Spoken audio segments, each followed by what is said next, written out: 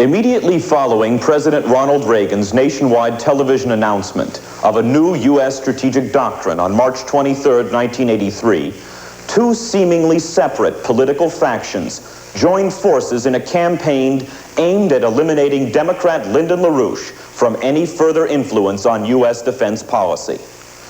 The first attack against LaRouche and President Reagan's Strategic Defense Initiative came from Moscow and such Moscow fellow travelers as Henry Kissinger, Britain's Lord Carrington, and the Soviet-steered nuclear freeze lobby.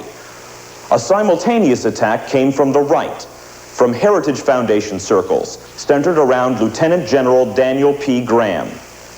Within hours after the president's broadcast, military and other knowledgeable circles in the United States and Western Europe sent messages of congratulations to Democrat LaRouche.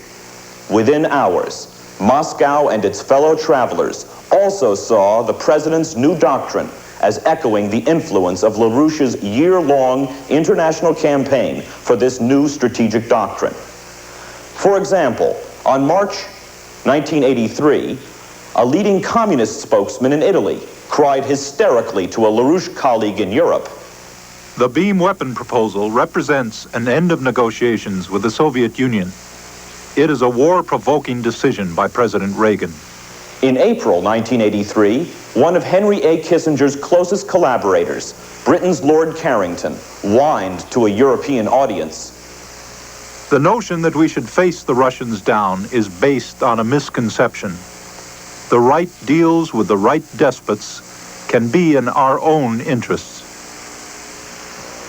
And of course, during April of 1983, Kissinger's close associate, Brent Scowcroft, led the first major action to destroy the president's Strategic Defense Initiative from inside the administration itself, with the report of the so-called Scowcroft Commission. Before the end of April, the highest levels of the Soviet command, after discussions with backers of Kissinger, Walter Mondale, and Democratic National Chairman Charles Minot, decided to come out into the open with public attacks against LaRouche. The first major public attack on LaRouche's role in promoting the president's Strategic Defense Initiative appeared in several articles in the official journal of the Soviet KGB. Reading these lines, I did not know if I should be indignant or laugh about the amusing and ridiculous maxims of the authors, the American LaRouche and his wife, the German Helga Sepp LaRouche. The LaRouche campaign is a neo-fascist organization. Beginning March 15th, 1983, LaRouche was repeatedly attacked in featured articles in the official newspaper of the Soviet Council of Ministers. "You are among the troglodytes. They came to Rome on the invitation of Lyndon LaRouche. As the hobby horse of his electoral campaign, LaRouche has chosen space weaponry. He was delighted with the proposals Reagan made on March 23rd of this year to fill near-Earth space with lasers and other types of total weaponry." When the Kissinger-allied NBC TV network attacked LaRouche on its first camera program on March 4th of the same year, Democratic Chairman Charles Minot and the Soviet government joined in threatening demands that the Reagan administration openly attack LaRouche. On March 8th, Charles Minot was quoted as demanding, President Ronald Reagan to immediately end this shocking White House involvement with the bizarre extremist cult of Lyndon H. LaRouche. In a featured Izvestia article endorsing the NBC TV libels against LaRouche on March 12th, the Soviet government demanded, The scandalous ties of the Reagan administration with LaRouche were exposed in a special report on NBC television. Their proofs were weighty. Führer LaRouche is striving to undermine the influence of communist and other left forces among workers and student youth. Meanwhile, Danny Graham and the Heritage Foundation echoed Moscow's attacks on LaRouche and on Dr. Edward Teller. Is Lieutenant General Daniel Graham part of a network of Soviet dupes buried deep inside the U.S. military and intelligence community? The key to understanding General Danny Graham is an interview published in the January 29th issue of Time magazine. In that issue, Time presents its interview with General Graham under the title of An ESP Gap. In this article, Graham states the following. I wouldn't be surprised if the intelligence community were following psychic research. They would be remiss if they didn't. Does Danny Graham actually believe that Soviet missiles in flight could be stopped by the mind power of a coven of U.S. Air Force colonels holding hands in a circle? Listen to what one of my colleagues reported on the origins of the weird cults behind General Graham's much-advertised high frontier, Rube Goldberg. The L5 Society is part of the high frontier movement. Carolyn Henson Bosma, a leader of the society, told an interviewer. L5 came out of the 1975 session of a conference series at Princeton University, hosted by Dr. Gerard O'Neill. Funding for O'Neill's 1974 conference came from Stuart Brand's California-based Point Foundation, a slush fund of the Coevolution Quarterly. The Quarterly promoted Gregory Bateson, mind-altering drugs, and environmentalism during the 1960s, and publishes the Whole Earth Catalog. Co-opting the term high frontier used in a book by Gerard O'Neill, L5 was set up to draw in legitimate scientists and win their support for schemes compatible with the Club of Rome's zero-growth thesis. One board member was Freeman Dyson, a Princeton scientist in the Bertrand Russell tradition, and Carolyn Henson also brought in LSD guru Timothy Leary. Obviously, there's not time on this broadcast to read you all of the documents in this counterintelligence investigation into General Graham's faking intelligence estimates on the eve of the Vietnam Tet offenses, or his faking of intelligence against Major General George Keegan's, Dr. Edward Teller's, and against my own proposal on strategic ballistic missile defense. The essential facts are that first, General Graham has an impressive record of incompetence in strategic intelligence. That second, he is a sneak and sometimes a liar in defending his policies. And worst of all, his connections to the high frontier and witchcraft projects put him in the middle of one of the most dangerous and clever deep Soviet penetrations of the U.S. military and defense establishments. Let's look briefly at the highlights of General Graham's 9-year-long effort to cover up the fact that the Soviet military has been far ahead of the United States in developing and deploying lasers and other weapons of strategic ballistic missile defense. Graham's record on this issue begins during the years 1975 and 1976. During that period, the then head of Air Force Intelligence, Major General George Keegan, produced a study showing that the Soviet Union was as much as 20 years ahead of the United States in developing and deploying ABM defenses using principles including laser weapons. Additionally, General Keegan's report was widely accepted among our military services. General Graham, who was then head of the Defense Intelligence Agency, intervened to suppress General Keegan's documented evidence. With support for Graham's effort from such present opponents of President Reagan's Strategic Defense Initiative as Hans Bethe. It was out of that effort to prevent the United States from matching the Soviets in beam weapon defense from back during the 1975-1976 period that General Graham began his association with the L5 Society's efforts to prevent the U.S. from developing beam weapon defenses. During the last half of 1982 and the beginning of 1983, I first discovered firsthand what kind of a sneak General Graham could be. As part of my own transatlantic campaign to build support for beam weapon defenses, my associates contacted General Graham during the summer of 1982. Graham received my colleague warmly, stating that he was secretly in agreement with my proposals, but he could not be publicly associated with me because he was on the payroll of the Heritage Foundation, which hates me bitterly. Soon the truth about Graham came out. The sequence of events was as follows. On October 25th, 1982, Dr. Edward Teller publicly proposed a strategic ballistic missile defense policy similar in all crucial features to my own proposal, first issued publicly at a Washington, D.C. seminar during February of that same year. In 1982, Henry A. Kissinger's backers in London's Chatham's House attacked beam weapons proposals as American technological optimism. This was followed up by attacks on Dr. Edward Teller and on the Pentagon in the London Financial Times and the London Guardian. And the anti-strategic defense policies of Kissinger's backers were immediately echoed in those sections of the U.S. news media which are leading supporters today of the Soviet-directed nuclear freeze lobby. It was during the same month that South Dakota Senator Larry Pressler, a British Rhodes Scholar, announced his resolution to ban U.S. development of the same kinds of ballistic missile defense now being deployed by the Soviet Union. In December of 1982, 4 articles denouncing Teller appeared in the Soviet press, denouncing Teller and the Pentagon for proposing development of just such defensive weapons systems. However, in 2 of these articles, leading Soviet officials stressed Soviet commitment to deploy exactly such weapon systems. That same month, the Soviet military alliance issued proposals now being supported by the nuclear freeze faction in the U.S. Congress, proposing a ban on U.S. development of space-linked defensive weapon systems. It was in this setting that General Graham came out of the closet.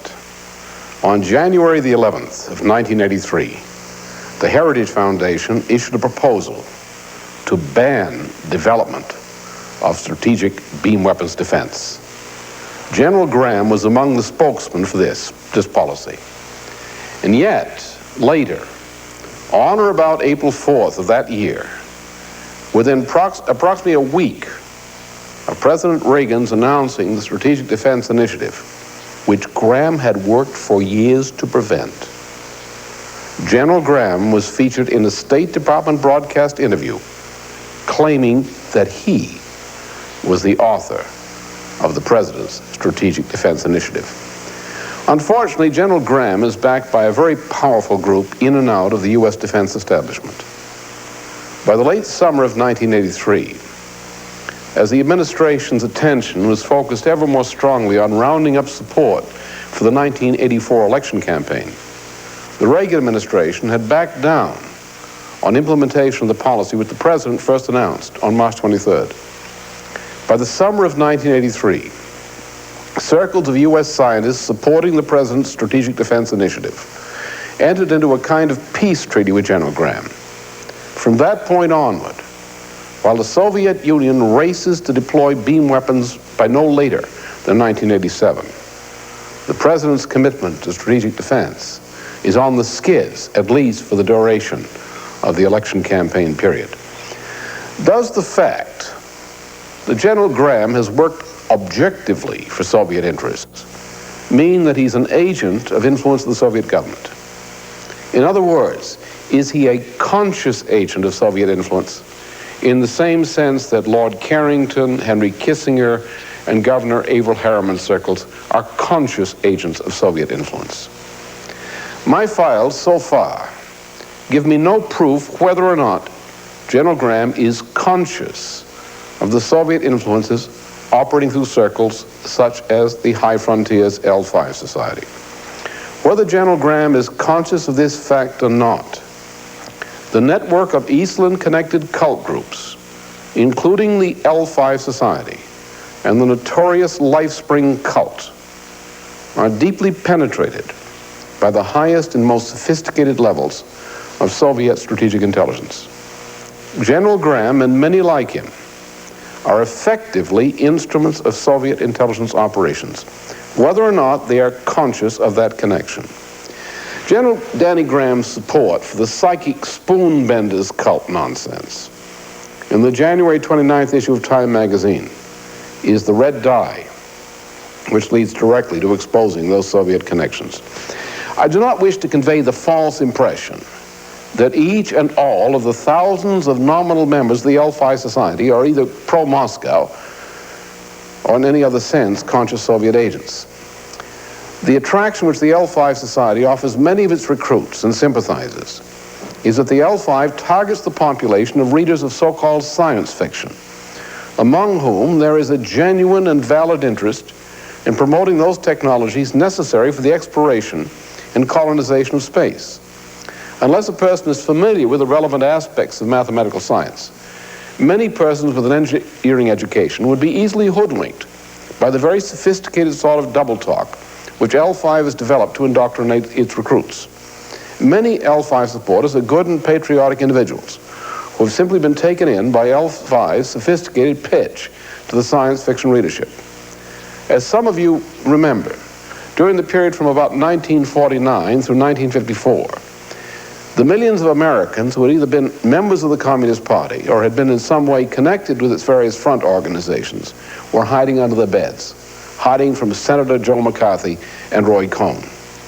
In numerous of these cases, the bitter resentment which many of these families and their children developed during the late 1940s and 1950s made this section of our population a fertile recruiting ground for the new kinds of projects modeled in part on the earlier Communist Front organization operations.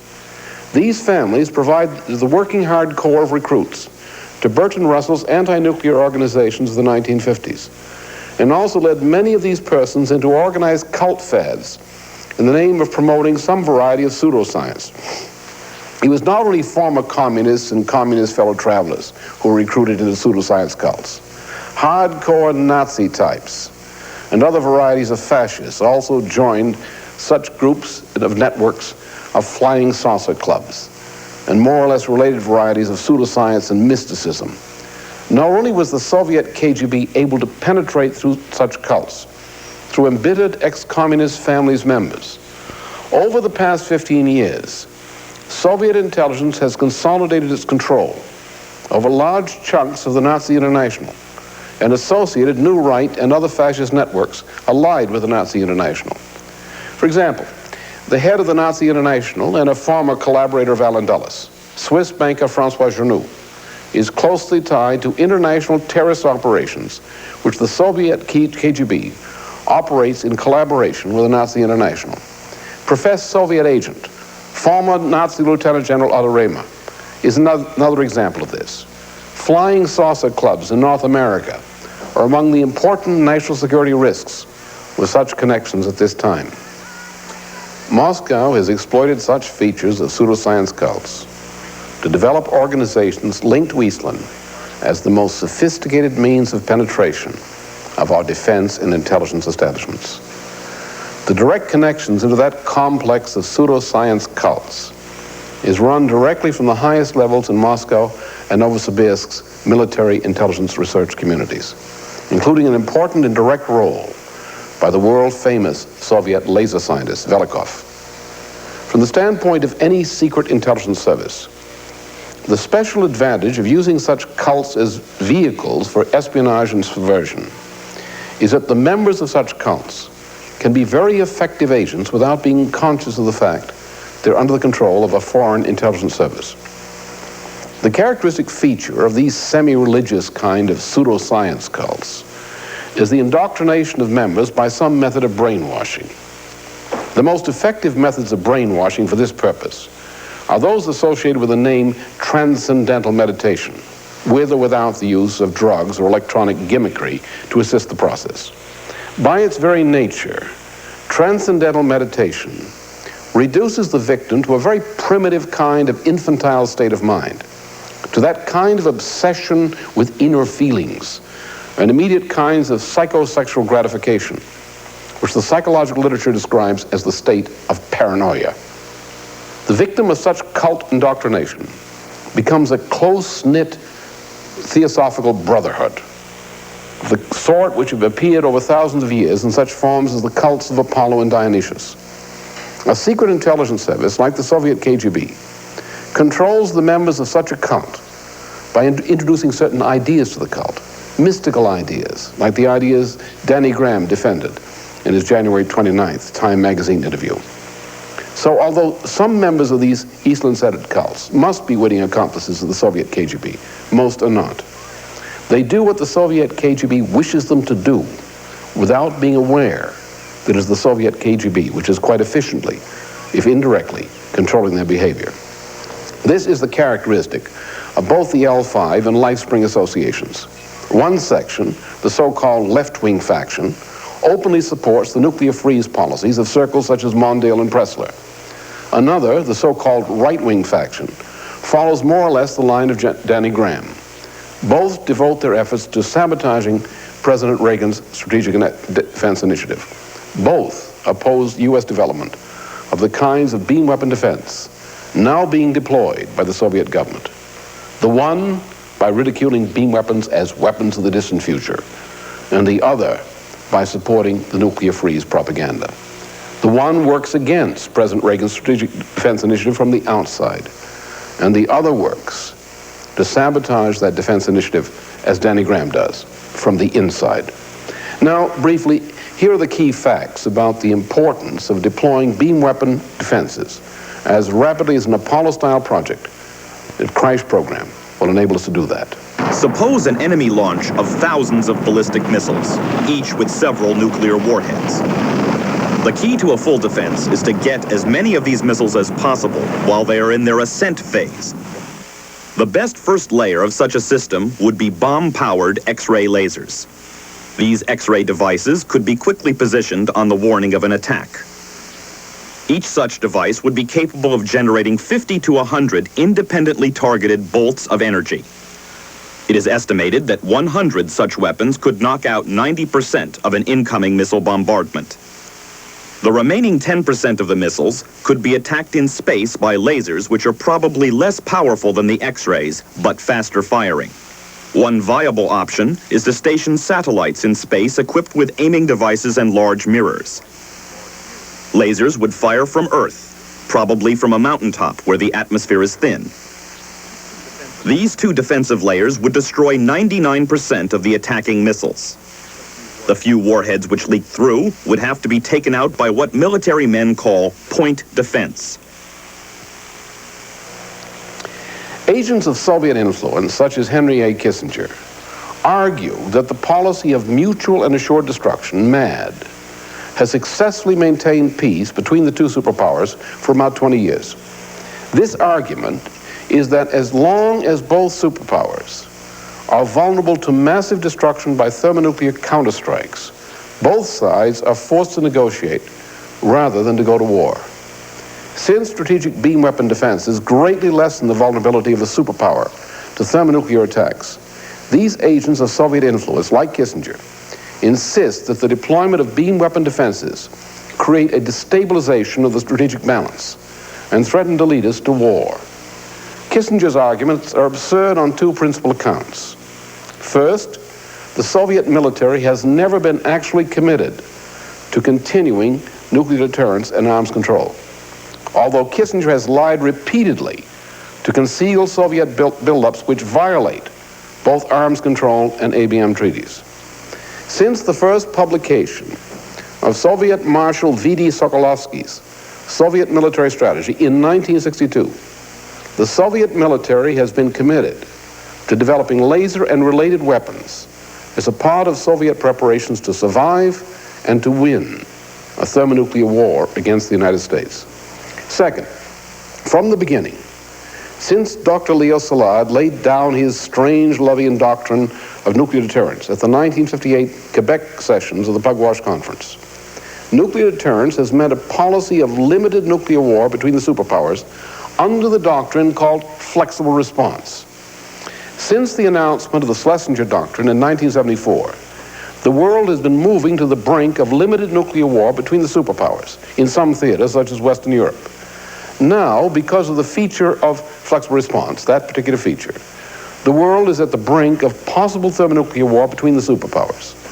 In other words, we have reached the point at which we must either junk Kissinger's doctrine of nuclear deterrence, or we must find ourselves at the brink of thermonuclear war with Moscow. The Soviet military understands this very well. By about 1987, Moscow will have deployed a first-generation system of strategic ballistic missile defense. If the United States does not have such a defense system by that time, the United States will have only two choices: to go to full-scale nuclear war or become virtually a Soviet colony. The so-called scientists supporting the nuclear freeze lobby and Danny Graham both argue either that beam weapons are not physically possible or are weapons of the distant future. Both these scientists and Danny Graham are lying. Among responsible scientists of the defense community in both the United States and Western Europe, Danny Graham's cultist Rube Goldberg, his so-called high frontier, is rightly considered a very bad joke. Richard Garwin, Costas Sippis, and other supporters of the nuclear freeze lobby must be classed as either very bad scientists or as outright liars. The evidence that beam weapons will work and that they can be developed and deployed during the immediate future is overwhelming. However, we shall not have such defenses unless we spend the money to develop and deploy such weapons now. If Walter Mondale were to become president, or if Henry Kissinger's circles continue to control the Reagan administration, we shall never have such weapon systems. And if we do not, then either thermonuclear war or submission to Soviet global domination is inevitable. Therefore, my campaign has purchased this broadcast time so that I may appeal to the delegates of the Democratic Convention. I say to you delegates, you are not legally bound to nominate a nuclear freeznik such as Walter Mondale or Gary Hart. You are legally free to vote your conscience.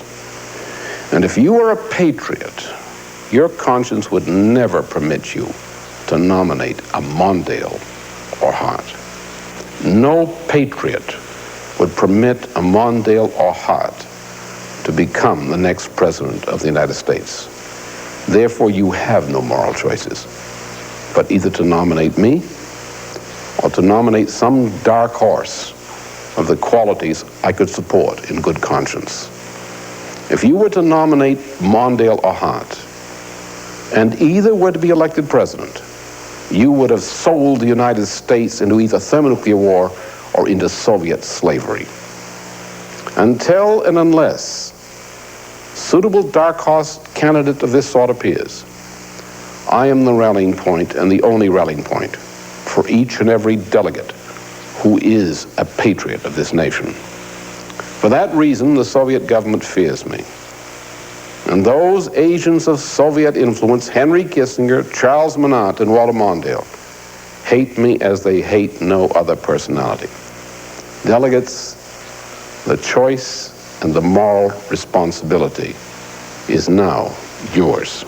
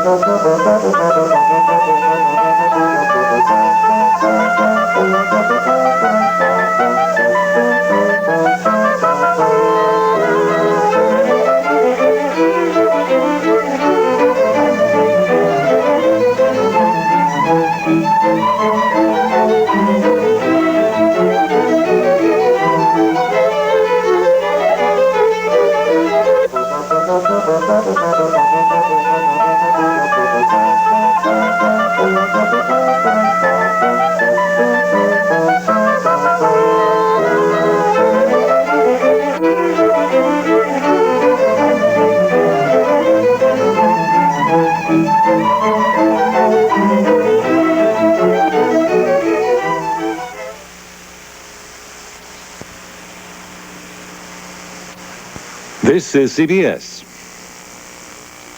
Pick a fresh tomato, pick a fresh Marie's. Pick a fresh head of lettuce, pick a fresh Marie's. Marie's, the fresh-tasting creamy salad dressings with the taste of fresh dairy ingredients like fresh sour cream, fresh buttermilk, kept fresh by refrigeration, not preservatives like creamy shelf dressings. It's even got a freshness date, like milk and cream.